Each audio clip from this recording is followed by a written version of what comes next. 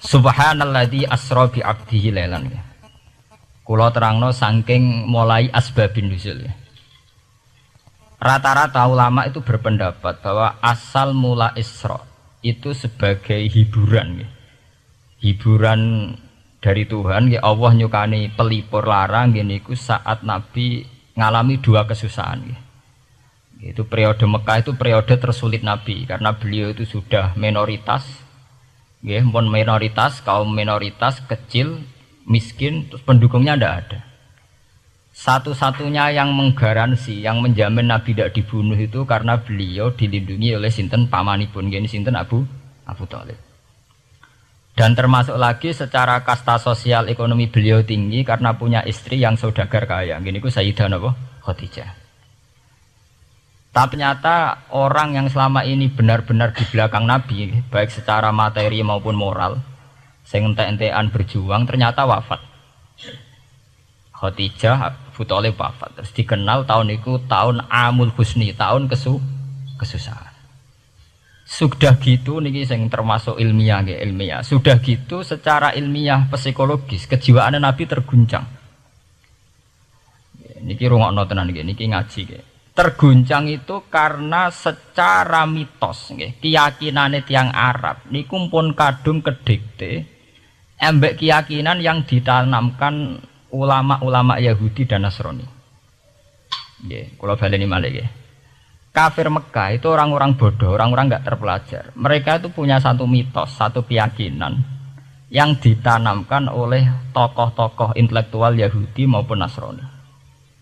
Apa keyakinan itu? Bahwa kenabian itu yang paling mungkin kalau orang itu dari turunan Bani Israel. Orang mungkin Nabi kok ora turunane wong Yahudi atau wong Nasrani. Sehingga ketika Nabi mendakwahkan diri sebagai Nabi, mereka bilang antakulu innama unzilal kitabu ala ta'ifataini min qablina. Nak jenenge wahyu harus tidak jauh-jauh sangka turunan-turunan Yahudi. Sebab itu banyak cerita di Quran, cerita konsultasi tiyang kafir Mekah pada tokoh-tokoh Yahudi. Setelah konsultasi ya disesatkan. Orang mungkin Nabi kok nemu ummiyin, mung bintuk-bintuk untuk napa? Wahyu. Padha-padha dadi nabi rak kita, orang Muhammad. Ini kalau cerita sejarah. Sehingga saat Nabi ngaku Nabi, niku kayak sudah jadi mitos. Nabi itu tidak boleh jauh-jauh dari Palestina. Karena Nabi Ibrahim orang Palestina, Nabi Isa orang Palestina, Yahya Zakaria juga orang Palestina, Nabi Musa juga orang Palestina. Semuanya itu tidak jauh-jauh dari komunitas Baitul Aqsa. Ini ku masjid Baitul Maqdis atau Baitul Muqaddas. Lah itu wong kafir pinter, saking kepengen nyudutno Nabi Muhammad itu sampai Nabi mesti ning Palestina, ya mesti roh cerita-ceritane Nabi ning Palestina. Ya kowe apa tau roh Palestina? Setelah kau detail-detail, nak kau pancen roh itu pintu masjid ning Palestina Baitul Aqsa jumlahnya piro, terus madhepe ning ndi wae. Jadi bahwa Nabi ngeklaim diri sebagai Nabi yang bisa membaca malakutas samawati, baca alam-alam gaib, niku dites nak iso tenan. Saiki aku takok jumlah pintu Baitul Maqdis piro. Niki peringatan kangge santri-santri bahwa semua Nabi itu di luar dites fisik. Artinya zaman Nabi sholat ning masjid kayak teletong unta terus disiksa Abu Jahal itu hanya ujian-ujian fisik. Tapi di luar itu sebetulnya Nabi juga mengalami ujian-ujian intelektual. Ya kayak cerita-cerita di hadis Sahih, Nabi itu sering didatangi orang Yahudi ditanya, "Mat, saya punya 5 pertanyaan. Yang tahu itu hanya Nabi.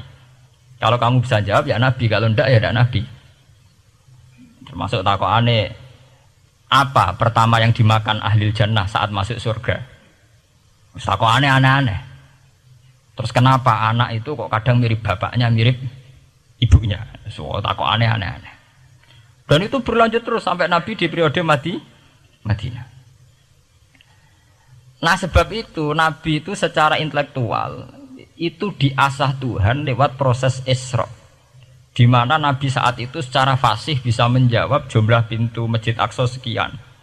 Perilaku Nabi Musa begini, wajahnya Nabi Musa begini, wajahnya Nabi Ibrahim begini. Sampai di hadis-hadis Sahih, Nabi bisa menjelaskan detail.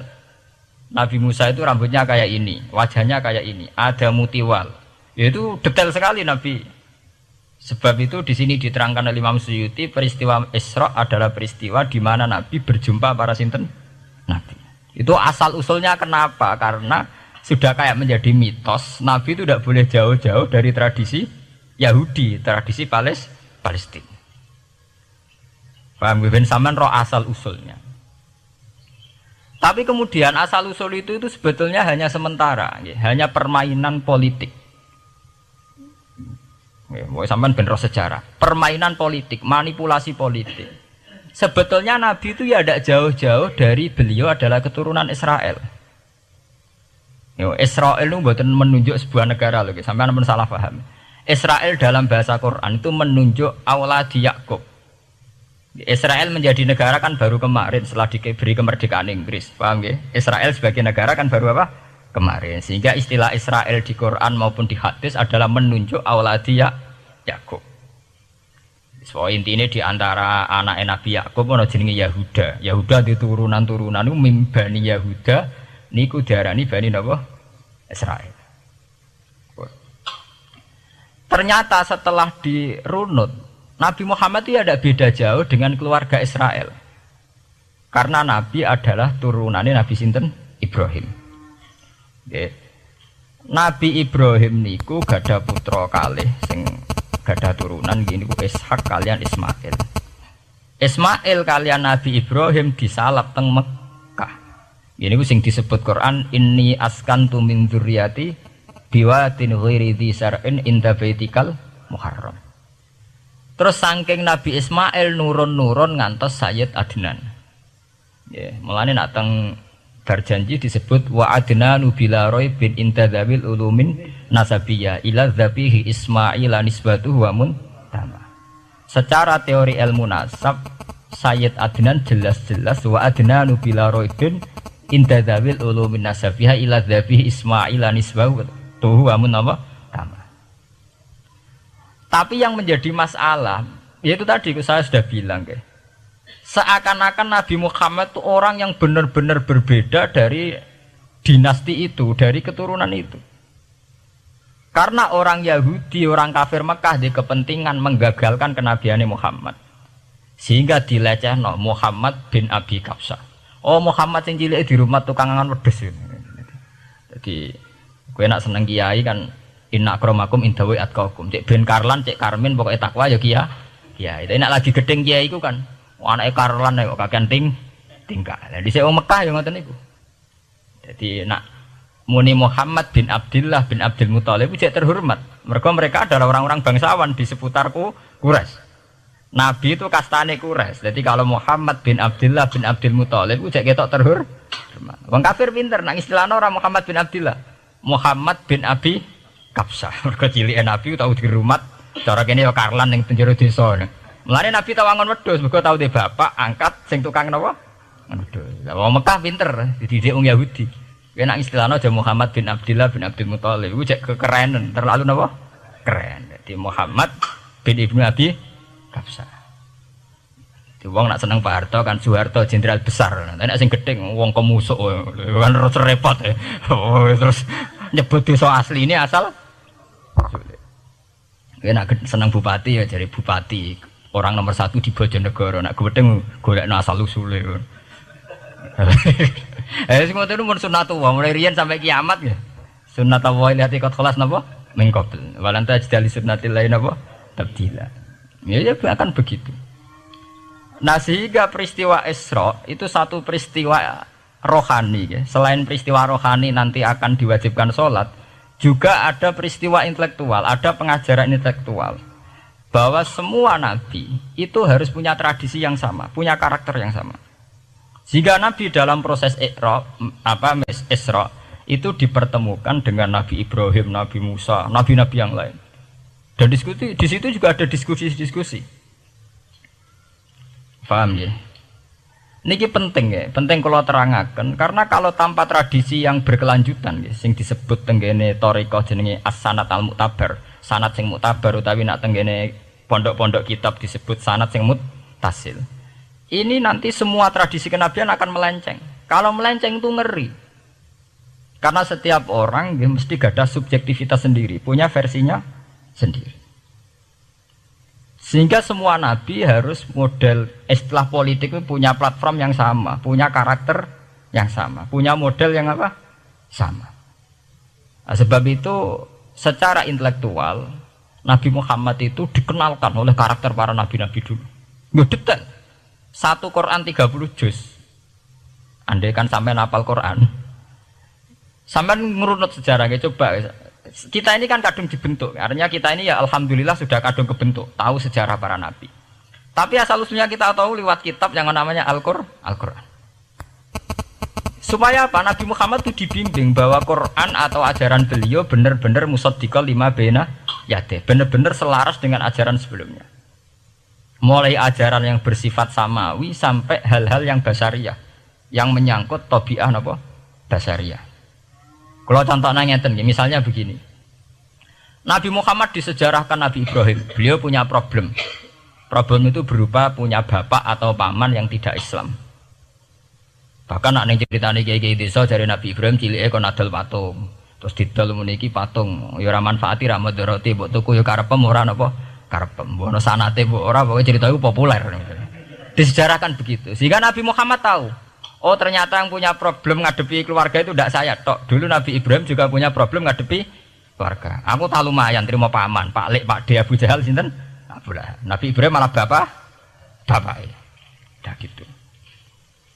Setelah itu juga diceritakan tentang Nabi Nuh, Nabi Lut, seorang nabi besar yang punya nasib sial, yaitu istrinya pengkhianat.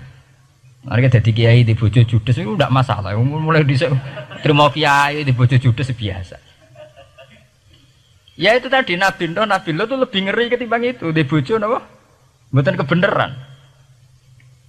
Kita kan paling dicoba bojo judes, kan ringan banget. Paling banter macam piring gelas itu kan itu murah banget ya. Begitu terus. Nabi Musa juga gitu. Diceritakan Nabi Musa, beliau adalah seorang sosok Bani Israel yang temperamental. Ya basaria sekali. Saking temperamentalnya ketika tukaran ya jotos. Karena nak kiai temperamental kadang jotosan ya ono sanate ya Nabi Musa nak tukaran ra cocok napa? Jotos. Fawakazahu Musa faqada alai. Artinya ya basaria sekali. Cerita ABG ini pubere nggih wonten saat beliau melarikan diri lala ketemu cewek loro. Ya ora wenti se barang Nabi Musa, waduh mari maksiat ae terus kan.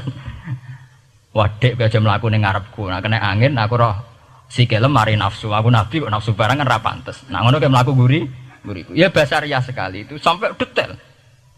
Terus ketika itu terus disuaka politik oleh Nabi Syuaib.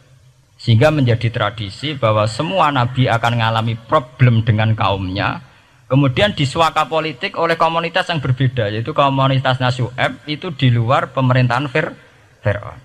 Sama seperti yang dialami Nabi Muhammad, komunitas Mekah itu menyiksa Nabi, bahkan mengimbargo sinten Nabi. Semua aliran dana, aliran ekonomi, akses dana, akses makanan itu ditutup di Mekah. Sehingga Nabi sampai dahar dedaunan, fisik bil jibalin apa Mekah. Tapi beliau diselamatkan oleh sahabat Ansor yang terpisah dari komunitas Ahlu Mekah. Itu mirip ceritanya Nabi Musa yang diselamatkan Nabi Syuaib yang terpisah total dari komunitas Fir'aun. Ini penting kalau ulang temriki sehingga karakter-karakter kenabian itu tidak rubah. Karakternya sama. Sehingga setelah kita mengenali karakter para nabi, kita mudah sekali mengenali nabi palsu. Paham ya? Mulane kalau nabi palsu paling seneng musodek, ketara palsune. Lah sing repot sing ora ketara, mergo jenenge Ahmad. Ahmad Muhammad tak mirip. Mulane nek kowe jeneng supaya ora aku nabi jenengno Kartolo. Mergo nek Ahmad bin Gulam ora jenenge Ahmad. Ana terkenal nabi nek ora jenenge Muhammad utawa napa? Ahmad. Mulane Ahmad bin Gulam pas ngaku nabi pengaruhnya gede mergo mirip. Mulane kula wingi takoki mahasiswa Jogja, Gus, cara jenengan jeneng Jawa mbek Arab apik iki. Nak trene akeh nabi palsu apik Jawa lah Kartolo. Karena secara kriteria kenabian ndak akan masuk. Nak anak jenenge Kartolo atau Karmin itu ndak akan masuk kriteria wong sing bakal dadi nabi. Lah anak jenenge Ahmad tak mirip-mirip nabi. Oh Ahmad Hulam bin Mirza wani ngaku nabi mergo jenenge Ahmad. Musaddiq ya mergo musaddiqal lima bena ya teh. Lah anak Kartolo, Karmin, Karlan agak ono. Mulane saiki sing jenenge Jawa kudu syukur. Akan terbebas dari mengaku napa? Nabi. Lho syukur kan gak akan salah to. Di barokah sampean jeneng Jawa orang-orang ngaku napa? Nabi. Selamat. Kudu syukur. Paham ya? Tidak apa-apa, itu harus dinikmati. Ya itu tadi ya, karena Nabi itu punya karakter yang sama, punya tradisi yang sama, yang mirip-mirip. Itu kenapa Quran berkali-kali menceritakan sisi-sisi kenabian Nabi di luar Nabi Muhammad. Karena biar karakter Nabi Muhammad terbentuk, ya, terbentuk dengan karakter Nabi sebelumnya. Tidak melenceng. Kemudian itu ditiru oleh ulama kita. Kita punya guru, guru punya guru lagi, punya tradisi yang sama. Nak mulang kudu istiqomah, santri loro lah kudu diulang. Nah, sedati kiai aja mripat ijo nak roh dhuwit. Wis pokoke dilatih. Nah, tapi dari kiai saiki orang mripat ijo, mripat abang. Mergo dhuwit saiki abang. Dhisik dhuwit paling gedhe rak 50.000 iku rak ijo. Lah saiki 100.000 abang. Lah saiki nak nasihati nak roh dhuwit aja mripate abang. Mergo ijo wis gak akeh saiki. Paham napa? Kena akal-akalan ngoten jan repot. Tugare kula di santri dablek, nek di bojo aja moro tangan. Kula mboten moro tangan, kula saduk, moro sikil. Kena anekdot ngono rusak.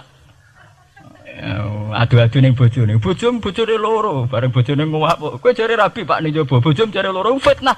Sing bener telu. Ayo kan repot. Ketemu cangkem elek rusak kabeh. Fitnah udah nak loro. Sing bener apa? Telu. Lah sakniki mun politik ngoten enggak saya sebagai pejabat tidak pernah mengkorupsi 1 sen pun uang rakyat. Wong edan tapi korupsi ya sak sen. Ngomong ra waras tapi korupsi napa? Sak sen. Ngono miliaran tok. Korupsi napa? Sak sen. Ya mesti ae. Geneman. Ayo, jadi zaman akhir itu kayak zaman dhisik, kayak Abu Nawas kabeh. Jadi apa-apa niku mun mboten karu-karuan. Mun ya. Wah itu permainan kata begitu niki kula penting kula terangaken nggih. Saya sebagai ahlul Quran, orang yang banyak baca Quran nggih. Itu kita akan tahu betul betapa parahnya nggih atau akibat negatifnya dari permainan kata itu. Dan itu dilegalkan Quran, disahkan Quran dalam beberapa ayat. Yaqulun apa yuriduna ayyutfi'u nurallahi bi afwahihim. Orang-orang Yahudi, Nasrani, kafir Mekah itu ingin sekali membunuh Islam lewat permainan kata bi afwahihim. Yaitu tadi misalnya kalau Muhammad bin Abdullah bin Abdul Muthalib itu kelihatan keren karena masih Bani Quraisy. Tapi kalau diistilahkan Muhammad bin Abi Kabsah, wah Muhammad sing anake Karlan iku ora ummiyin. Juga lagi dari wong alim terus diistilahno bapakmu di sing cileke iku angon wedhus. Ya terus repot terus ajur kah? Kabeh. Itu bi afwahihim. Efektivitas bi afwahihim itu sampai tenggene Tarikhus Suyuti wonten keterangan wa min dzalika irtadda jam'un minas sahabah. Dari permainan kata yang ditanamkan orang Yahudi itu sampai banyak sahabat yang murtad. Istilahnya itu jam'un minas sahabah. Meskipun setelah murtad itu ya divonis tidak sahabat. Misalnya menyangkut nasa mansuh. Orang Yahudi pinter, du'afaul muslimin, orang-orang muslim yang imannya masih lemah.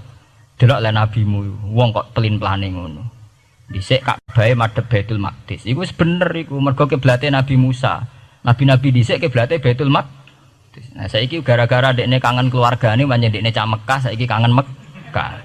Terus kon manggon omahe buyut-buyute. Dadi saiki kiblat diadepno omahe buyute. Kangen-kangene dhewe tunggu urusan kiblat jare.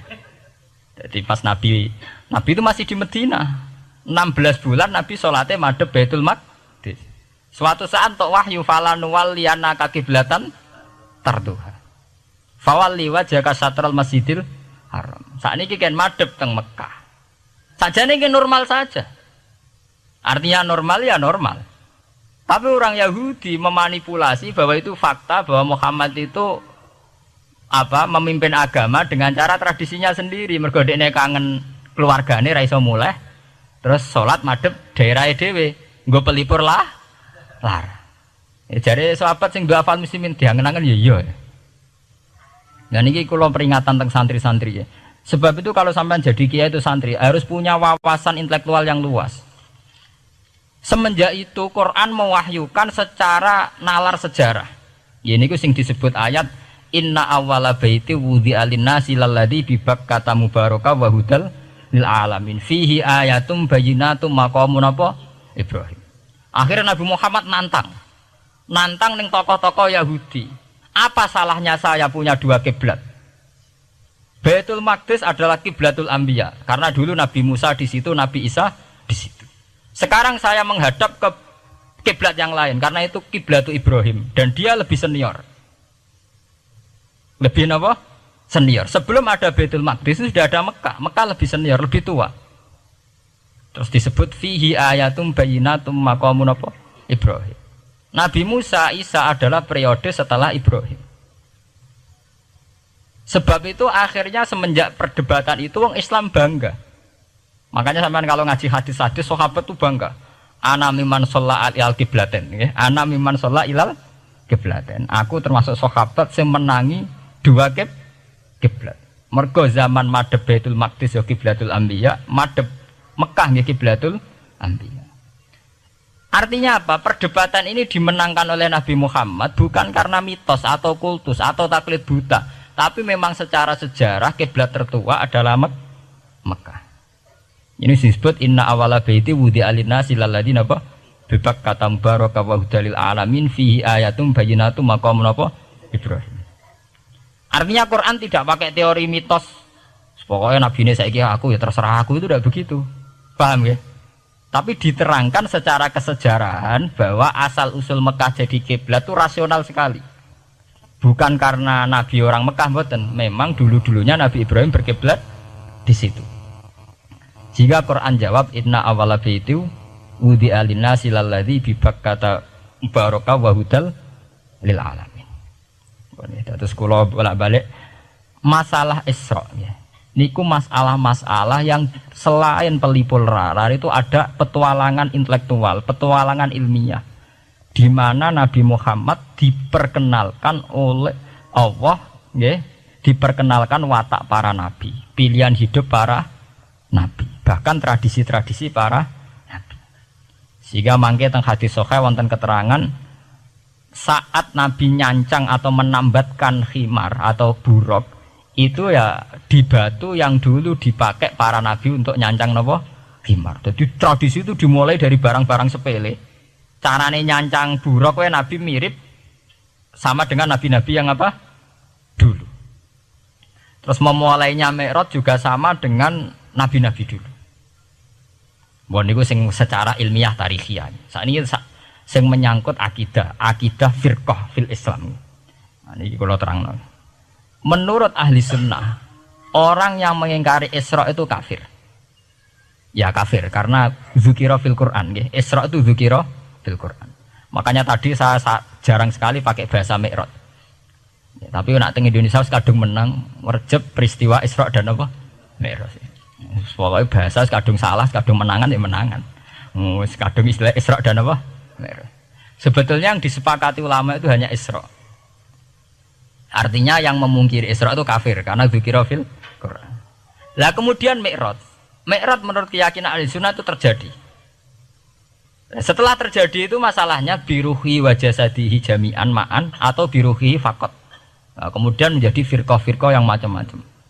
Ada yang meyakini biruhi wa jasadi, ada yang meyakini biruhi napa faqat. Sampeyan kalau ngaji Al-Kawakibul Lama'ah karangannya Mbah Fadl atau kitab-kitab panduan ahli sunnah yang disahkan oleh NU.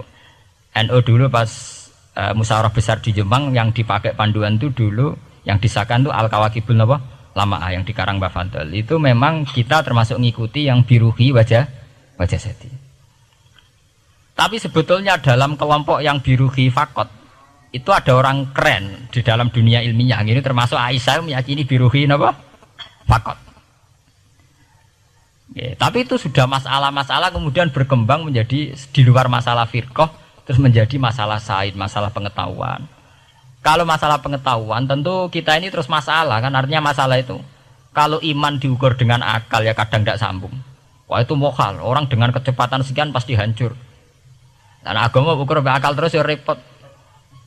Wong dipendem sudah dibalung ya dibalung, dibakas tangi barang. Jadi sing disoal ora mek rotok kabeh napa? Disoal.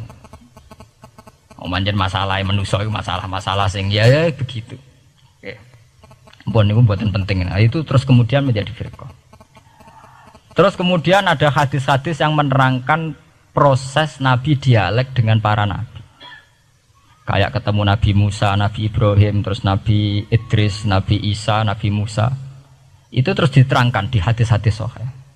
Ini kalau balik tentang keterangan wau, sebetulnya pertemuan-pertemuan ini itu dimaksudkan Nabi biar punya tradisi yang sama dengan nabi-nabi sebelumnya. Karena ini penting ya. Sama nek sira rasane dadi kiai. Niku krasa banget. Misalnya kita ya. Kita akan dididik ala pesantren misalnya. Kita punya kiai-kiai yang punya tradisi. Misalnya nak rawong nakal, wong minum astagfirullahaladzim, wong kok ngono kan gitu. Ya hanya begitu. Sehingga wis kaya identik angger kiai NU atau amalia NU iku rawani naboki wong sing nyabu. Ya rawani nyaduki wong sing lagi minum. Kemudian itu dianggap satu kekurangan atau apa, walhasil kemudian lahir kayak FPI, orang yang tidak menerima metode itu. Tapi sudah kayak ada janjian tuh begitu. Kiai paling anti kemungkaran lah itu. Masa kiai paling kerengo sapa mbok terkenal kerengo. Mereka tidak punya catatan repot bahwa mereka pernah jotosi wong minum. Masih sing sering jotosi santri lah itu tetap rata wono terkenal jotosi napa? Wong sing mabuk, wong sing minum. Itu sudah kayak tradisi. Dulu zaman Basim Asari Jombang terkenal ijo be abang, sing wabang ya abangan tenan. Sing ijo. Tapi tidak ada catatan sejarah kiai jotosan be pemabuk.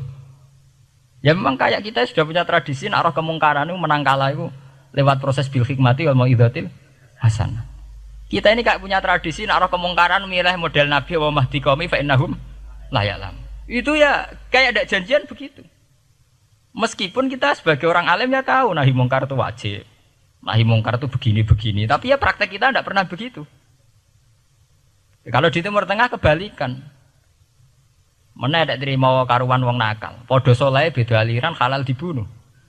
Sehingga wong Sunni yo ngalalo darai wong Syiah nggih ngalalo darai napa? Wong Sunni. Ya sudah kayak tradisi. Sampai nak maca kitab fikih-fikih khas Arab. Mau biasa muni wong ngene iku muhaddarun damu. Padahal ya wong soleh, wong Islam di mazhab apa wis disebut darun apa? Damu. Sehingga kita itu tadi, kita punya tradisi. Saya tuh kalau sedang tahajud, matehai para wali-wali songo atau apa, itu yang terpikir di saya itu hanya satu. Agama Islam itu lahir lewat Quran dan hadis. Tapi kemudian tahu-tahu tetap berimprovisasi, berkembang sesuai tokoh yang membawa. Sampai kalau melihat Islam di India dulu sampai perang besar-besaran, kemudian zaman Abul A'la Al-Maududi, zaman periode Muhammad Iqbal, sampai India pecah, kemudian jadi Pakistan yang bernegara apa? Islam, karena banyak konseptor Islam yang tidak setuju negara sekuler. Akhirnya mereka misah jadi negara Islam Pakistan. Kemudian Timur Tengah juga begitu. Karena Timur Tengah sudah Islam semua, masalahnya itu diislamkan ala Sunni atau ala Syiah. Iran menjelma sebagai aliran Syiah. Yang Sunni dianggap sesat, halal darai. Irak zaman Saddam Hussein pemerintahan Sunni. Sing Syiah dibantai, sehingga wong Kurdi do mati. Era Saddam keok gentenan Saddam sing dibantai. Makanya kalau saya ngaji di Jogja, seminar di Jogja bilang, kita ini harus bersyukur. Kita ini punya tradisi konflik yang terbaik di dunia. Enggak, kita ini punya tradisi konflik yang terbaik di dunia. Sampai nak Isra Ikhwanil Muslimin teng Mesir, Badan Intelijen Nasional atau Badan Stabilitas Nasional, Bakor Setanas atau itu harus terima kasih sama tradisi tokoh-tokoh Islam di Indonesia. Lepas dari kita setuju tidak setuju itu terserah. Tapi kita punya tradisi konflik yang paling baik di dunia. Kurang bencinya Gus Dur sama FPI atau FPI sama Gus Dur. Paling mereka ya adu statement di depan wartawan. Itu bagus sekali. Cara nang Arab wis tembak-tembakan. Kita punya sejarah. Secara pesantren saya itu punya sejarah panjang. Zaman Mbah Imam beda dengan Mbah Zubair. Zaman Kiai Memun beda dengan Kiai yang lain. Paling adu statement saat ada tamu itu paling bagus. Kita punya tradisi konflik paling bagus di dunia. Kayak apa mangkalnya orang NU saat Gus Dur diimpis, dipecat. Tapi habis itu ya sering seminar ketemu Amin Rais. Ya mereka adu polemik. Ini tidak konstitusional, ini apa. Gus Dur nggak jurus dekret. Sing sitok nggak jurus sidang mewah, nak kurang serem sidang istimewa dilawan sidang luar biasa. Pokoknya agak istilah sing serem-serem. Tapi tidak saling bunuh loh, sampean harus syukur loh. Selama ini orang awam sering bilang, loh kiai kok tukaran. Sampean bandingkan di Timur Tengah, jenenge tukaran mesti tahdirudam. Para polisi, para badan intelijen, para yang menjaga stabilitas negara ini harus terima kasih sama tradisi tokoh-tokoh Indonesia. Yang namanya di Mesir, di Irak, di mana-mana jenenge tukaran mesti melibatkan pertumpahan darah. Saat Arab Saudi jadi Wahabi itu besar-besaran itu. Pembunuhan apa pengusiran orang-orang Sunni. Tapi di Indonesia enggak. Tradisi anarkis. Paling itu tadi adu polemik. MLB dilawan MLB itu masih keren sekali, tidak apa-apa. Itu lebih baik ketimbang adu jotos atau adu hizib lah. Itu masih bagus. Nenda ini sampean biar paham, biar syukur jadi bangsa Indonesia. Kita punya tradisi konflik yang baik. Sama nak setelah peristiwa teng Irak, ya, teng Sudan, teng Khartoum, teng Darfur, itu kan orang Islam semua. Gara-gara beda mazhab saling bunuh. Di Mesir ya gitu, Ikhwanul Muslimin dengan pemerintah dan sebagainya. Hatta saya sebesar Sayyid Qutb, sing tokoh populer mohon kak budute boten jelas.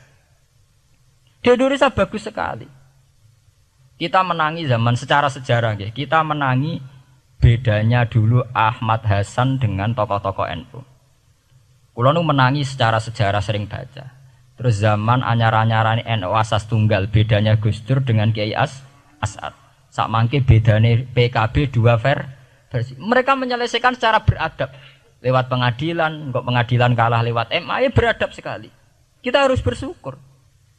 Dibanding penyelesaian konflik kayak di Irak, kemudian ngundang Amerika, akhirnya sekarang kacau balu. Di Timor Leste yang latihan bikin Ramos Hurtadi suduk. Indonesia paling banter ngobong fotonya SBC. Ya masih terhormat lah, masih artinya masih beretika. Kita harus syukur punya bangsa yang beradab. Wong ras tujuan antar kiai ya rasan-rasanan. Kiai kok ngono, sing tok kiai kok ngono. Nek sing kiai tengah-tengah ayo ono sing ngono, ono sing ngene dadi. Sing ra melok-melok biasanya terus milih amane, ya ono sing ngono, ono sing ngene. Jadi artinya kita yang baik. Saya itu berkali-kali ngaji. Sampean kalau sering baca Quran dan menghayati, artinya orang baca Quran pelang-pelang ora karepe, menghayati. Saya itu sekarang sesadar-sadarnya, saya masih belajar. Ini jamaah sini harus tahu. Saya hingga detik ini masih belajar.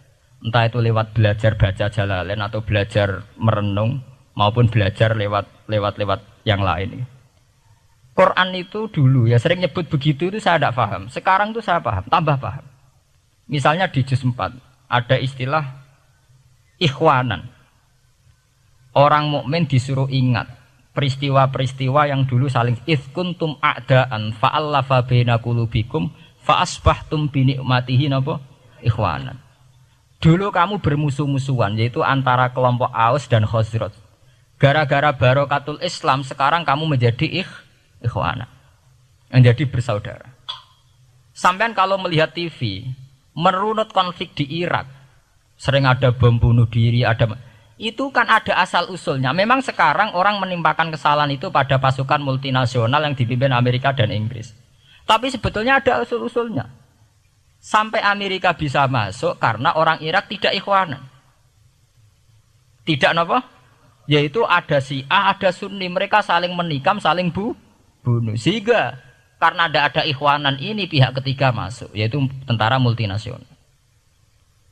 Makanya saat di Jogja ditanya, cara jenengan sebuti menyangkut Ahmadiyah, menyangkut konflik di Jakarta, saya bilang, sekarang setiap orang bikin from apa forum, yaitu baik, kalau niatnya baik-baik. Tapi andaikan saya ditanya Tuhan nanti, hakku itu kelompok apa? Pokoknya anggar NU atau Muhammadiyah ajak mayoritas, kamu milih salah sitok itu. Bukan karena saya oportunis milih yang besar, itu lebih baik, lebih maslahat. Karena kalau setiap orang merasa benar bikin kelompok sendiri akan menjadi kelompok banyak. Dan saat menjadi kelompok banyak, tentu konflik lebih tidak terpola. Tidak apa? Terpola. Umpama Hasim tukaran mbek Den Samsudin itu terpola. Tapi nek angger wong ngrasa duwe ketua dhewe tidak terpola. Bagaimanapun ikhwanan itu harus disyukuri. Nggih, dalam kondisi berteman. Sebab itu Nabi sering ngendikan ilzamu jamaahirul muslimin wa man sadza sadzafin. Mbok kamu itu ikut kelompok mayoritas saja. Jamaahirul muslimin cara bahasa netralnya mbok ya kamu itu ikut kelompok mayoritas saja. Karena kalau orang merasa benar kemudian bikin kelompok sendiri itu tidak ada selesainya. Lah akulah cara nuruti GR sebagai kelompok dhewe. Wong aku ya di umat, di pengaruh sing nyucup wis akeh. Tapi kalau semua orang merasa begitu kan repot nanti. Mursid di kelompok dhewe, tukang toreko di kelompok dhewe, tukang ngaji di kelompok dhewe. Modal kitab pirang-pirang sesuk ana jamaah Jalalain, jamaah Muin, jamaah Fathul Wahhab. Sing ora iso ngaji jamaah tahlil, jamaah istighosah. Ora ono bare itu. Saya tuh kalau ditanya di Jogja, meskipun saya kritis, artinya kritis itu mungkin terhadap satu fenomena kita tidak setuju atau Muhammadiyah dalam banyak hal atau satu dua hal. Itu tidak menjadi alasan kita untuk tidak mengikuti mainstream. Karena kalau mainstream ini dilanggar, itu kita tidak akan ikhwanan. Dan akibat negatif dari tidak ikhwanan adalah kayak kasus Irak. Iran itu kenapa tidak mudah diserang Amerika padahal punya nuklir? Karena mereka seragam Syiah semua. Itu lebih gampang, lebih susah. Lawan itu apa? Susah. Arab Saudi juga mudah diadu karena karuan seragam Wahabi semua. Kita tidak bicara itu ya akidah. Mungkin kamu bisa debat Wahabi itu benar apa enggak. Tapi karena relatif aman, nggak diacak. Indonesia juga gitu. Kenapa tidak banyak konflik? Karena orang itu Islamnya kalau udah NU ya Muhammadiyah. Buat cocok cocok, boleh milih. Itu lebih mudah. Ketimbang ada faksi-faksi baru, kemudian stabilitas menjadi tambah kacau. Subhanalladzi asra bi 'abdihi lailan. Kula terangno saking mulai asbabin nuzul ya. Rata-rata ulama itu berpendapat bahwa asal mula Isra itu sebagai hiburan ya. Hiburan dari Tuhan ya, Allah nyukani pelipur larang niku saat Nabi ngalami dua kesusahan ya. Itu periode Mekah itu periode tersulit Nabi karena beliau itu sudah minoritas ya, minoritas, kaum minoritas kecil, miskin, terus pendukungnya tidak ada. Satu-satunya yang menggaransi, yang menjamin Nabi tidak dibunuh itu karena beliau dilindungi oleh sinten pamanipun, gini sinten Abu Thalib. Dan termasuk lagi secara kasta sosial ekonomi beliau tinggi karena punya istri yang saudagar kaya, gini ku Sayyidah Khadijah. Tapi ternyata orang yang selama ini benar-benar di belakang Nabi, baik secara materi maupun moral, sing entek-entekan berjuang, ternyata wafat. Khadijah Abu Thalib wafat. Terus dikenal tahun itu tahun Amul Husni, tahun kesusahan. Sudah gitu niki sing termasuk ilmiah nggih, ilmiah. Sudah gitu secara ilmiah psikologis kejiwaan Nabi terguncang. Niki rungokno tenan nggih, niki ngaji nggih. Terguncang itu karena secara mitos nggih, keyakinane tiyang Arab niku pun kadung kedikte embek keyakinan yang ditanamkan ulama-ulama Yahudi dan Nasrani. Nggih, kula baleni malih nggih. Kafir Mekah itu orang-orang bodoh, orang-orang enggak terpelajar. Mereka itu punya satu mitos, satu keyakinan yang ditanamkan oleh tokoh-tokoh intelektual Yahudi maupun Nasrani. Apa keyakinan itu? Bahwa kenabian itu yang paling mungkin kalau orang itu dari turunan Bani Israel. Orang mungkin Nabi kok ora turunane wong Yahudi atau wong Nasrani. Sehingga ketika Nabi mendakwahkan diri sebagai Nabi, mereka bilang antakulu innama unzilal kitabu ala ta'ifataini min qablina. Nak jenenge wahyu harus tidak jauh-jauh sangka turunan-turunan Yahudi. Sebab itu banyak cerita di Quran, cerita konsultasi tiang kafir Mekah pada tokoh-tokoh Yahudi. Setelah konsultasi ya disesatkan. Orang mungkin Nabi kok nemu ummiyin, bintuk-bintuk untuk apa? Wahyu. Bodoh-bodoh dadi Nabi rak kita, orang Muhammad. Ini kalau cerita sejarah. Sehingga saat Nabi ngaku Nabi, niku kayak sudah jadi mitos. Nabi itu tidak boleh jauh-jauh dari Palestina. Karena Nabi Ibrahim orang Palestina, Nabi Isa orang Palestina, Yahya Zakaria juga orang Palestina, Nabi Musa juga orang Palestina. Semuanya itu tidak jauh-jauh dari komunitas Baitul Aqsa. Ini ku masjid Baitul Maqdis atau Baitul Muqaddas. Lah itu wong kafir pinter. Saking kepengen nyudutno Nabi Muhammad itu sampai Nabi mesti ning Palestina, ya mesti roh cerita-ceritane Nabi ning Palestina. Ya aku apa tau roh Palestina? Setelah kok detail-detail. Nak kowe pancen roh iku pintu masjid ning Palestina Baitul Aqsa jumlahe piro? Terus madhepe ning ndi wae. Jadi bahwa Nabi ngeklaim diri sebagai Nabi yang bisa membaca malakutas samawati, baca alam-alam gaib. Niku dites nak iso tenan saiki aku takok jumlahe pintu Baitul Maqdis piro? Ini peringatan kangge santri-santri bahwa semua nabi itu di luar dites fisik. Artinya zaman Nabi sholat ning masjid kayak teletong unta terus disiksa Abu Jahal itu hanya ujian-ujian fisik. Tapi di luar itu sebetulnya Nabi juga mengalami ujian-ujian intelektual. Ya kayak cerita-cerita di hadis Sahih, Nabi itu sering didatangi orang Yahudi ditanya, "Mat, saya punya 5 pertanyaan. Yang tahu itu hanya Nabi. Kalau kamu bisa jawab ya Nabi, kalau enggak ya tidak Nabi." Termasuk takokane apa pertama yang dimakan ahli jannah saat masuk surga. Takokane aneh-aneh. Terus kenapa anak itu kok kadang mirip bapaknya, mirip ibunya? So takokane aneh-aneh. Dan itu berlanjut terus sampai Nabi di periode Madinah. Nah sebab itu Nabi itu secara intelektual itu diasah Tuhan lewat proses Isra. Di mana Nabi saat itu secara fasih bisa menjawab jumlah pintu Masjid Aqsa sekian. Perilaku Nabi Musa begini, wajahnya Nabi Musa begini, wajahnya Nabi Ibrahim begini. Sampai di hati-hati Sahih, Nabi bisa menjelaskan detail. Nabi Musa itu rambutnya kayak ini, wajahnya kayak ini, ada mutiwal. Itu detail sekali Nabi. Sebab itu di sini diterangkan oleh Imam Suyuti, peristiwa Isra adalah peristiwa di mana Nabi berjumpa para sinten Nabi. Itu asal usulnya kenapa? Karena sudah kayak menjadi mitos Nabi itu tidak boleh jauh-jauh dari tradisi Yahudi, tradisi Palestina. Paham ben sampean roh asal usulnya. Tapi kemudian asal usul itu sebetulnya hanya sementara, hanya permainan politik. Mau sampean ben roh sejarah, permainan politik, manipulasi politik. Sebetulnya Nabi itu ya tidak jauh-jauh dari beliau adalah keturunan Israel. Israel itu bukan menunjuk sebuah negara loh, sampai anda salah paham. Israel dalam bahasa Quran itu menunjuk auladi Yakub. Israel menjadi negara kan baru kemarin setelah diberi kemerdekaan Inggris, paham ya? Israel sebagai negara kan baru apa? Kemarin. Sehingga istilah Israel di Quran maupun di hadis adalah menunjuk auladi Yakub. So intinya di antara anak Nabi Yakub ana jenenge Yahuda. Yahuda di turunan-turunan niku mimbani Yahuda niku diarani bani napa? Israel. Ternyata setelah dirunut Nabi Muhammad itu ada beda jauh dengan keluarga Israel. Karena Nabi adalah turunannya Nabi sinten? Ibrahim. Okay. Nabi Ibrahim niku gada putra kalih sing gada turunan gini ku Ishak kalian Ismail. Ismail kalian Nabi Ibrahim disalap teng Mekah. Ini ku sing disebut Quran inni askantu min dzurriyyati biwatin ghairi dzi sar'in inda baitikal muharram. Terus saking Nabi Ismail nurun-nurun ngantos Sayyid Adnan. Ya, mulane nak teng berjanji disebut wa adnanu bila raibin intadzawil ulumin nasabiyah ila dzabihi Ismail nisbatuhu wa muntama.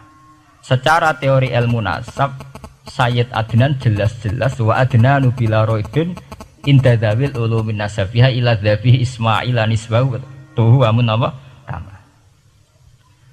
Tapi yang menjadi masalah yaitu tadi saya sudah bilang seakan-akan Nabi Muhammad itu orang yang benar-benar berbeda dari dinasti itu, dari keturunan itu.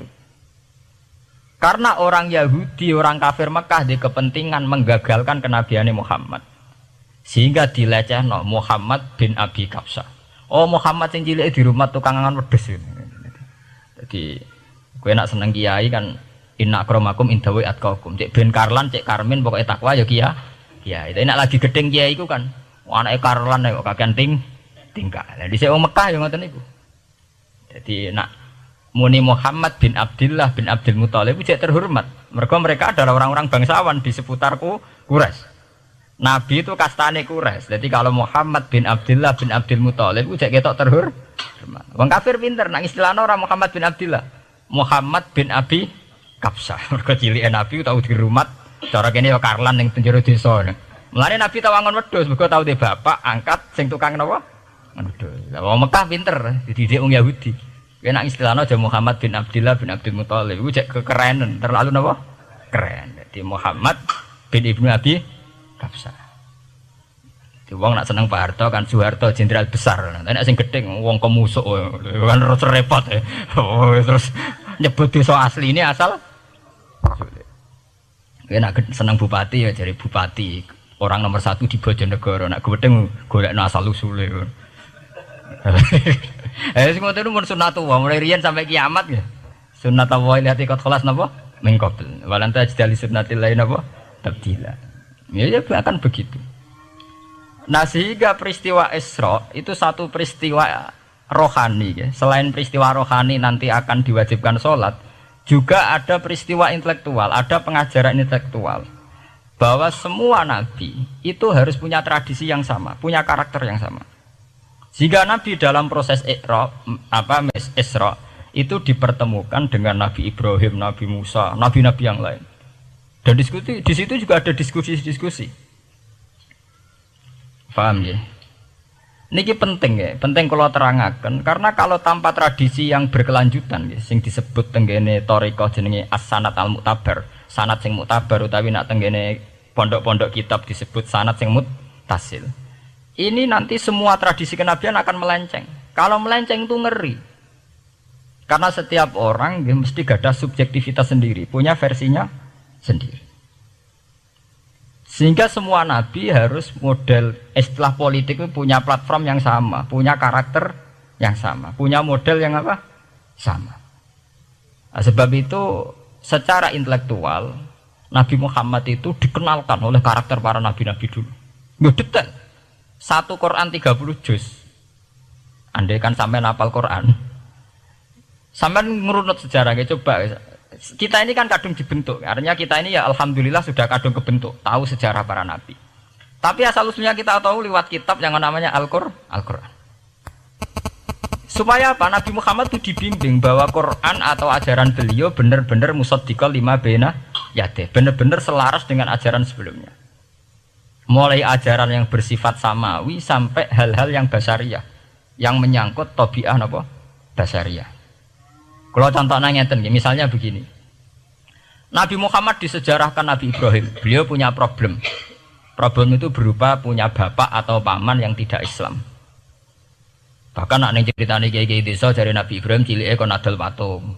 Terus didol meniki patung, ya ora manfaati ra mudarati, mbok tuku ya karepem ora napa?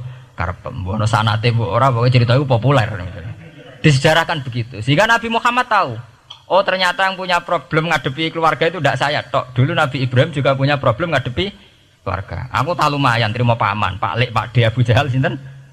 Nabi Ibrahim malah bapak, dah gitu. Setelah itu juga diceritakan tentang Nabi Nuh, Nabi Lut, seorang nabi besar yang punya nasib sial, yaitu istrinya pengkhianat. Mereka jadi kiai di bojo judes itu tidak masalah. Mulai disek terima kiai di bojo judes biasa. Ya itu tadi Nabi Nuh, Nabi Lut itu lebih ngeri ketimbang itu di bojo napa? Mboten kebenaran. Kita kan paling dicoba bojo judes kan ringan banget. Paling banter mecano piring gelas itu murah banget. Begitu terus. Nabi Musa juga gitu. Diceritakan Nabi Musa. Beliau adalah seorang sosok Bani Israel yang temperamental. Ya basaria sekali. Saking temperamentalnya ketika tukaran ya jotos. Karena nak kiai temperamental kadang jotosan. Ya ono sanate ya Nabi Musa nak tukaran ra cocok napa? Jotos. Fawakazahu Musa faqada alai. Artinya ya basaria sekali. Cerita ABG ini pubere nggih wonten saat beliau melarikan diri lala ketemu cewek loro. Ya ora wenti se barang Nabi Musa waduh mari maksiat ae terus kon wadek aja mlaku ning ngarepku. Nah kena angin aku roh sikile mari nafsu. Aku nabi kok nafsu barang kan ra pantes. Nah ngono ke mlaku guriku. Ya basariah sekali itu sampai detail. Terus ketika itu terus disuaka politik oleh Nabi Syuaib. Sehingga menjadi tradisi bahwa semua nabi akan mengalami problem dengan kaumnya. Kemudian disuaka politik oleh komunitas yang berbeda, yaitu komunitas Syuaib itu di luar pemerintahan Fir'aun. Sama seperti yang dialami Nabi Muhammad, komunitas Mekah itu menyiksa Nabi, bahkan mengimbargo sinten Nabi. Semua aliran dana, aliran ekonomi, akses dana, akses makanan itu ditutup di Mekah. Sehingga Nabi sampai dahar dedaunan, fisik bil jibalin apa Mekah. Tapi beliau diselamatkan oleh sahabat Ansor yang terpisah dari komunitas Ahlu Mekah. Itu mirip ceritanya Nabi Musa yang diselamatkan Nabi Syuaib yang terpisah total dari komunitas Fir'aun. Ini penting kalau ulang temriki sehingga karakter-karakter kenabian itu tidak rubah. Karakternya sama. Sehingga setelah kita mengenali karakter para nabi, kita mudah sekali mengenali nabi palsu. Paham ya? Mulane kalau nabi palsu paling seneng musodek, ketara palsune. Lah sing repot sing ora ketara, mergo jenenge Ahmad. Ahmad Muhammad tak mirip. Mulane nek kowe ndek jeneng supaya ora ngaku nabi jenengno Kartolo. Mergo nek Ahmad bin Gulam rak jenenge Ahmad. Ana terkenal nabi nek ora jenenge Muhammad utawa napa? Ahmad. Mulane Ahmad bin Gulam pas ngaku nabi pengaruhe gede mergo mirip. Mulane kula wingi takoki mahasiswa Jogja, "Gus, cara jenengan jeneng Jawa mbek Arab apa iki?" Nak trene akeh nabi palsu apik Jawa lah Kartolo. Karena secara kriteria kenabian ndak akan masuk. Nek anak jenenge Kartolo atau Karmin itu ndak akan masuk kriteria wong sing bakal dadi nabi. Lah anak jenenge Ahmad tak mirip-mirip nabi. Oh Ahmad Hulam bin Mirza wani ngaku nabi mergo jenenge Ahmad. Musaddaq ya mergo musaddiqal lima bena ya teh. Lah anak Kartolo, Karmin, Karlan agak ono. Mulane saiki sing jenenge Jawa kudu syukur. Akan terbebas dari mengaku napa? Nabi. Lho syukur kan gak akan salah kok. Di barokah sampean jeneng Jawa orang-orang ngaku napa? Nabi. Selamat. Kudu syukur. Paham ya? Ndak apa-apa, itu harus dinikmati. Ya itu tadi ya, karena Nabi itu punya karakter yang sama, punya tradisi yang sama, yang mirip-mirip. Itu kenapa Quran berkali-kali menceritakan sisi-sisi kenabian Nabi di luar Nabi Muhammad. Karena biar karakter Nabi Muhammad terbentuk, ya, terbentuk dengan karakter Nabi sebelumnya. Tidak melenceng. Kemudian itu ditiru oleh ulama kita. Kita punya guru punya guru lagi, punya tradisi yang sama. Nak mulang kudu istiqomah, santri loro lah kudu diulang. Nak sedati kiai aja mlapat ijo nak roh dhuwit. Wis pokoke dilatih. Nah, tapi dari kiai saiki orang mripat ijo, mripat abang. Mergo dhuwit saiki abang. Dhisik dhuwit paling gedhe rak 50.000 iku rak ijo. Lah saiki 100.000 abang. Dadi saiki nak nasihati nak roh dhuwit aja mripate abang. Mergo ijo wis gak akeh saiki. Paham napa? Kena akal-akalan ngoten jan repot. Tugare kula di santri dablek, nek di bojo aja moro tangan. Kula mboten moro tangan, kula saduk, moro sikil. Kena anekdot ngono rusak. Adu-adu ning bojone. Bojone loro, bareng bojone nguwak. Kowe jare rabi Pak ning njaba, bojom jare loro fitnah, Dik. Sing bener telu. Ayo kan repot. Ketemu cangkem elek rusak kabeh. Fitnah udah nak loro. Sing bener apa? Telu. Lah sakniki mun politik ngoten enggak, saya sebagai pejabat tidak pernah mengkorupsi 1 sen pun uang rakyat. Wong edan tapi korupsi ya sak sen.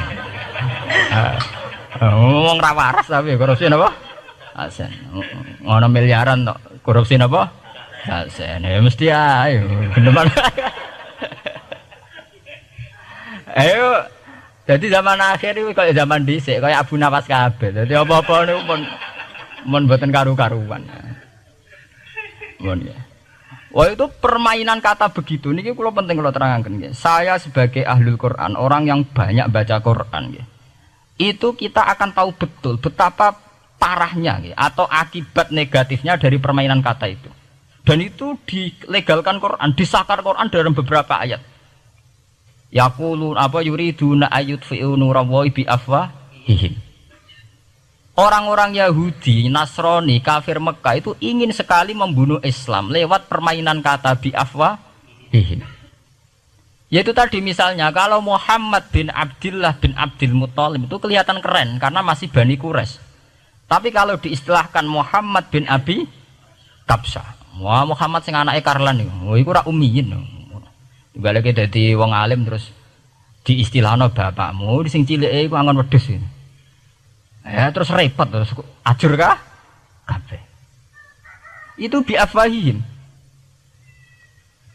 Efektivitas bi afwahihim itu sampai tenggene Tarikh Suyuti wonten keterangan wa min dzalika irtadda jam'un minas sahabah. Dari permainan kata yang ditanamkan orang Yahudi itu sampai banyak sahabat yang murtad. Istilahnya itu jam'un minas sahabah. Meskipun setelah murtad itu ya divonis tidak sahabat. Misalnya menyangkut nasa mansuh. Orang Yahudi pinter, du'afaul muslimin, orang-orang muslim yang imannya masih lemah. Delok le nabimu, wong kok pelin-pelane ngono. Dhisik Ka'bah madhep Baitul Maqdis. Iku wis bener iku, mergo kiblate Nabi Musa. Nabi-nabi dhisik kiblate Baitul Maqdis. Nah, saiki gara-gara dekne kangen keluargane manjen dekne cak Mekah, saiki kangen Mekah. Terus kon manggon omahe buyut-buyute. Dadi saiki kiblat diadepno omahe buyut-buyute. Kangen-kangene dhewe tunggu urusan kiblat. Jadi pas Nabi itu masih di Medina. 16 bulan Nabi salate madhep Baitul Maqdis. Suatu saat tok wahyu falanu waliyana kakiblatan tarduha. Fawalli wajhaka satral Masjidil Haram. Sakniki kan madhep teng Mekah. Sajane iki normal saja. Artinya normal ya normal. Tapi orang Yahudi memanipulasi bahwa itu fakta bahwa Muhammad itu memimpin agama dengan cara tradisinya sendiri. Mergo dekne kangen keluargane ra iso muleh. Terus salat madhep daerahe dhewe. Nggo pelipur lar. Ya jare sahabat sing du'afal muslimin diangen-angen ya iya. Nah niki kula peringatan teng santri-santri ya. Sebab itu kalau sampean jadi kiai itu santri harus punya wawasan intelektual yang luas. Semenjak itu Quran mewahyukan secara nalar sejarah. Ya niku sing disebut ayat inna awwala baiti wudi'a lin-nasi lalladzi bi Bakkah mubarakah wa hudal lil alamin fihi ayatum bayyinatum maqamun Ibrahim. Akhirnya Nabi Muhammad nantang ning tokoh-tokoh Yahudi. Apa salahnya saya punya dua kiblat? Baitul Maqdis adalah kiblatul anbiya karena dulu Nabi Musa di situ, Nabi Isa di situ. Sekarang saya menghadap ke kiblat yang lain karena itu kiblatul Ibrahim dan dia lebih senior. Lebih apa? Senior. Sebelum ada Baitul Maqdis itu sudah ada Mekah. Mekah lebih senior, lebih tua. Terus disebut fihi ayatum bayyinatum maqamun Ibrahim. Nabi Musa, Isa adalah periode setelah Ibrahim. Sebab itu akhirnya semenjak perdebatan itu orang Islam bangga. Makanya sampean kalau ngaji hadis-hadis sahabat itu bangga. Ana mimman shalla ilal qiblaten, nggih. Ana mimman shalla ilal qiblaten. Aku termasuk sahabat yang menangi dua kiblat. Mergo zaman madhep Baitul Maqdis ya kiblatul anbiya, madhep Mekah nggih kiblatul anbiya. Artinya apa? Perdebatan ini dimenangkan oleh Nabi Muhammad bukan karena mitos atau kultus atau taklid buta, tapi memang secara sejarah kiblat tertua adalah Mekah. Ini disebut inna awwala baiti wudi'a lin-nasi lalladzi bi Bakkah mubarakah wa hudalil alamin fihi ayatum bayyinatum maqamun Ibrahim. Artinya Quran tidak pakai teori mitos. Pokoknya Nabi ini saiki aku ya terserah aku, itu tidak begitu. Paham ya? Tapi diterangkan secara kesejarahan bahwa asal usul Mekah jadi kiblat itu rasional sekali. Bukan karena Nabi orang Mekah mboten, memang dulu-dulunya Nabi Ibrahim berkiblat di situ. Jika Quran jawab inna awwala baiti wudi'a lin-nasi lalladzi bi Bakkah mubarakah wa hudal lil alamin. Terus kula bolak-balik masalah Isra ya. Niku masalah-masalah yang selain pelipur rarar itu ada petualangan intelektual, petualangan ilmiah, di mana Nabi Muhammad diperkenalkan oleh Allah, ya, diperkenalkan watak para nabi, pilihan hidup para nabi, bahkan tradisi-tradisi para nabi. Sehingga mangke teng hadis sahih wonten keterangan saat Nabi nyancang atau menambatkan khimar atau buruk itu ya di batu yang dulu dipakai para nabi untuk nyancang napa khimar. Jadi tradisi itu dimulai dari barang-barang sepele. Carane nyancang buruk wae nabi mirip sama dengan nabi-nabi yang apa? Dulu. Terus memulainya Mi'raj juga sama dengan nabi-nabi dulu. Bon niku sing secara ilmiah tarikhiyah. Sakniki sing menyangkut akidah firqah fil Islam. Nah, ini kalau terang. Menurut ahli sunnah, orang yang mengingkari Isra itu kafir. Ya kafir, karena dzukira fil Quran. Isra itu dzukira fil Quran. Makanya tadi saya jarang sekali pakai bahasa Mi'raj. Ya, tapi nak teng Indonesia kadung menang, merjep peristiwa Isra dan apa? Mi'raj. Pokoknya bahasa kadung salah, kadung menangan ya menangan. Kadung istilah Isra dan apa? Sebetulnya yang disepakati ulama itu hanya Isra. Artinya yang memungkiri Isra itu kafir karena dzikra fil Quran. Lah kemudian Mi'raj. Mi'raj menurut keyakinan ahli sunnah itu terjadi. Setelah terjadi itu masalahnya biruhi wa jasadihi jami'an ma'an atau biruhi faqat. Nah, kemudian menjadi firqah-firqah yang macam-macam. Ada yang meyakini biruhi wa jasadi, ada yang meyakini biruhi napa? Faqat. Sampeyan kalau ngaji Al-Kawakibul Lama'ah karangannya Mbah Fadl atau kitab-kitab panduan ahli sunnah yang disahkan oleh NU. NU dulu pas musyawarah besar di Jemang yang dipakai panduan itu dulu yang disahkan itu Al-Kawakibul Lama'ah yang dikarang Mbah Fadl. Itu memang kita termasuk ngikuti yang biruhi wajah sedi. Tapi sebetulnya dalam kelompok yang biruhi fakot itu ada orang keren di dalam dunia ilmiah. Ini termasuk Aisyah meyakini biruhi apa? Fakot. Ya, tapi itu sudah masalah-masalah kemudian berkembang menjadi di luar masalah firqah terus menjadi masalah said, masalah pengetahuan. Kalau masalah pengetahuan tentu kita ini terus masalah kan, artinya masalah itu kalau iman diukur dengan akal ya kadang tidak sambung. Wah itu mokal, orang dengan kecepatan sekian pasti hancur. Dan agama ukur akal terus ya repot. Wong dipendem sudah dibalung ya dibalung, dibakas tangi barang. Jadi sing disoal ora mek rotok kabeh napa? Disoal. Manjen masalah manusa iku masalah-masalah sing ya begitu. Nggih. Mpun niku mboten penting. Nah, itu terus kemudian menjadi firqah. Terus kemudian ada hadis-hadis yang menerangkan proses Nabi dialek dengan para nabi.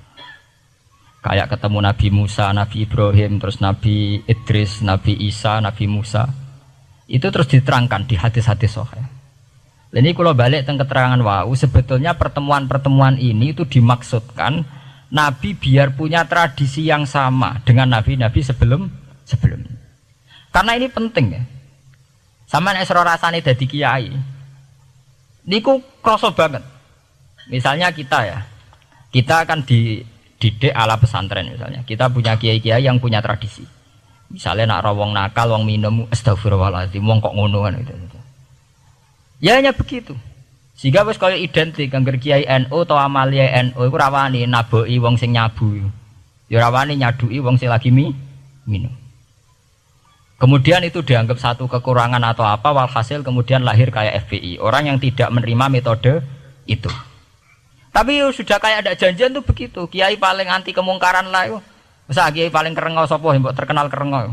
Mereka tidak punya catatan repot bahwa mereka pernah jotosi wong minum. Masih sing sering jotosi santri lah itu tetap rata ono terkenal jotosi napa? Wong sing mabuk, wong sing minum.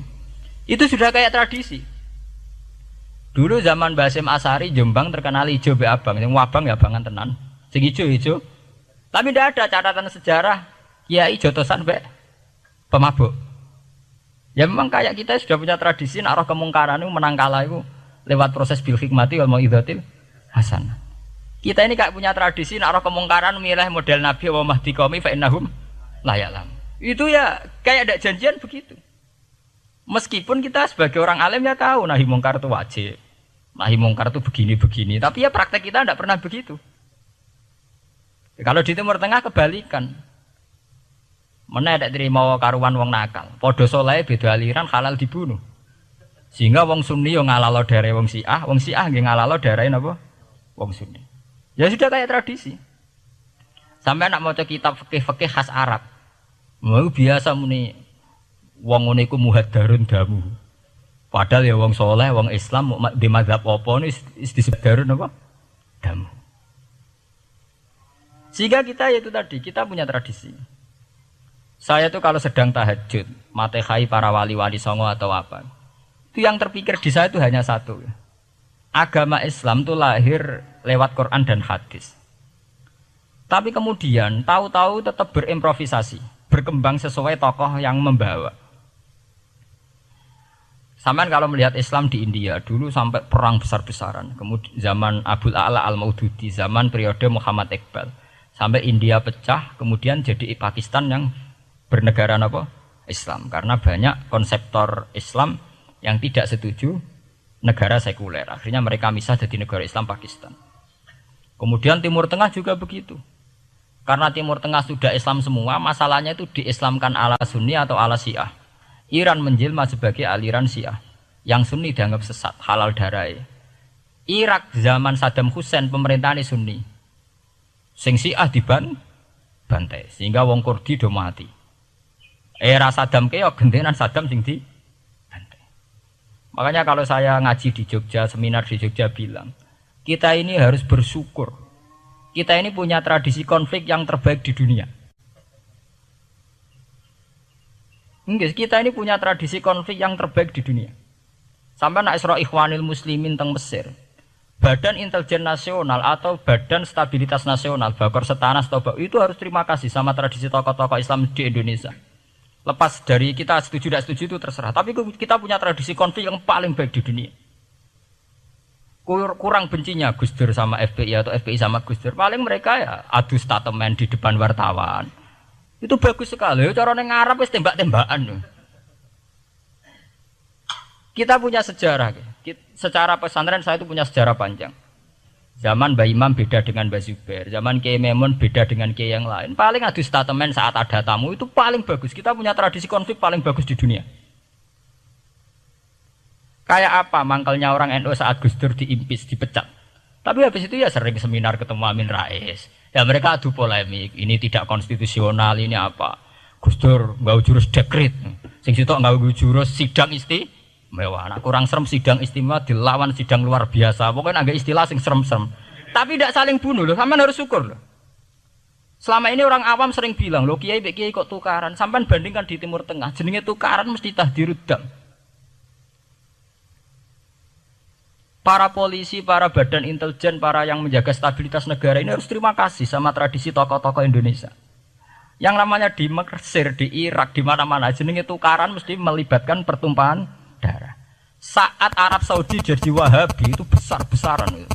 Pembunuhan apa pengusiran orang-orang Sunni. Tapi di Indonesia enggak. Desi anarkis. Paling itu tadi adu polemik. MLB dilawan MLB itu masih keren sekali, tidak apa-apa. Itu lebih baik ketimbang adu jotos atau adu hizib lah. Itu masih bagus. Nenda ini sampean biar paham, biar syukur jadi bangsa Indonesia. Kita punya tradisi konflik yang baik. Sama nak setelah peristiwa teng Irak, ya, teng Sudan, teng Khartoum, teng Darfur, itu kan orang Islam semua. Gara-gara beda mazhab saling bunuh.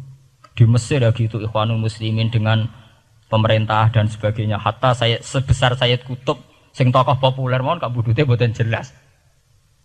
Di Indonesia bagus sekali. Kita menangi zaman secara sejarah, ya. Kita menangi bedanya dulu Ahmad Hasan dengan tokoh-tokoh NU. Kulo nu menangi secara sejarah sering baca. Terus zaman anyar-anyarane NU asas tunggal, bedanya Gus Dur dengan Kiai As'ad.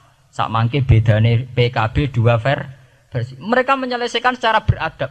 Lewat pengadilan, kok pengadilan kalah lewat MA, ya beradab sekali. Kita harus bersyukur.